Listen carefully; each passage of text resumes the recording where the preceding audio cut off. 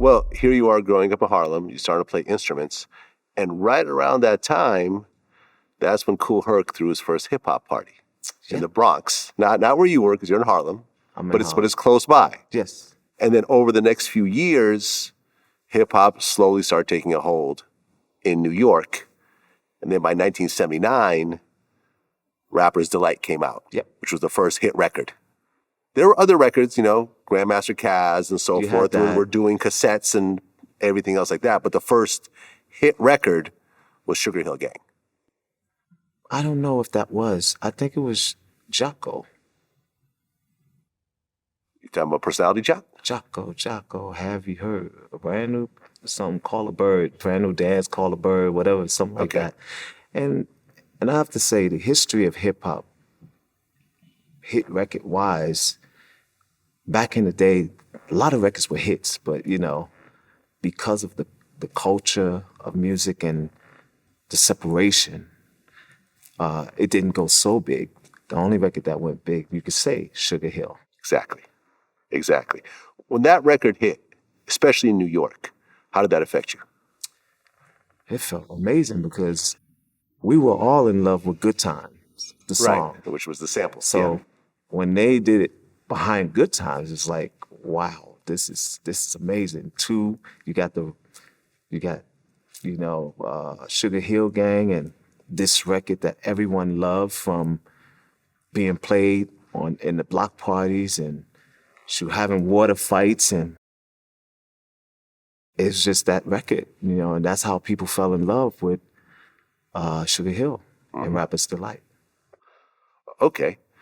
And was it around that time you started going to the studio with like Kool and the Gang? No, actually 79, 80, I was still driving around, and I was actually performing with my brother-in-law, Omar Chandler. He's the guy on Wild Bass record, Joy and Pain, but that wasn't out then. Yeah. So we were actually performing in Sylvia's. We performed at the Apollo, the Celebrity Club, SNS, Wells. Everywhere we can actually just do a gig, we did it, and people would ask us, and we wouldn't ask for any money because we just want the exposure. So that was then, but I have to take you back because a lot of people don't know how I decided I wanted to continue my doing music and being in the music business and trying to find somewhere where I can, play with a band and different things like that. But the influence was Gladys Knight. I used to go to the Apollo. Now, my first time going to the Apollo I was 4 years old. No, 5. But I went with my school, and we went to go see a movie called Save the Children. And that was, the whole soundtrack was Marvin Gaye. And back then, when we went to the Apollo, you would get a movie first. So that movie was Save the Children for the kids from the school. My school was PS 154. And we seen that movie, but after the movie, the screen went up, and there was a performance. And it was James Brown. Wow. And he performed for the kids. And that right there just made me say, wow, I want to come back here.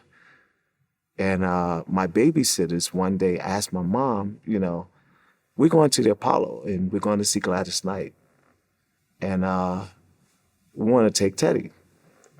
And then I don't think my sister wanted to go, so I was the only one to go.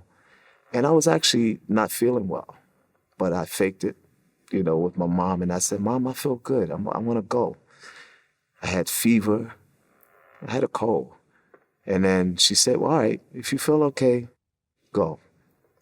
And my babysitters took me to the Apollo, and we saw Gladys Knight. And as she was performing, she stopped, and she was talking to the crowd, and she said, I don't know about all of you out there, but I can tell you, this man right here and this woman, the woman that is always at Showtime at the Apollo, or just at the Apollo period. She's always dancing in the front. You've seen her at Showtime at the Apollo on TV. It's the same lady who I was sitting next to. And she was dancing and I was dancing. It always looked like we were dancing with each other. But Gladys noticed it, and she pulled me up on the stage. So she said, I don't know about y'all, but this little man is, and this lady, they doing their thing. And she said, come up here, boy. And she brought me up and had me in her arms while she was singing Neither One of Us. And after that, it was just like, wow.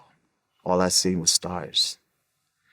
And my godmother, who actually, told my mom, I'm going to call him Teddy, because, everybody didn't want to call me Theodore.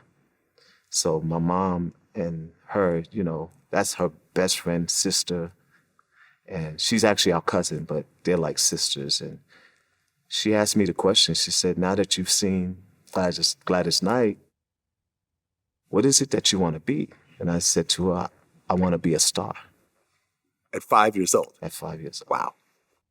So that was the start of me wanting to do music and continue, and actually still picking up those instruments. Because, sometimes kids, I was a kid then, and most times we want to go outside and play with our friends, but I kind of stayed with it, and all I wanted to do was impress my mom and my dad and, my brother and my sister, to be the one, to come out and be like Michael Jackson, because he was my favorite back then.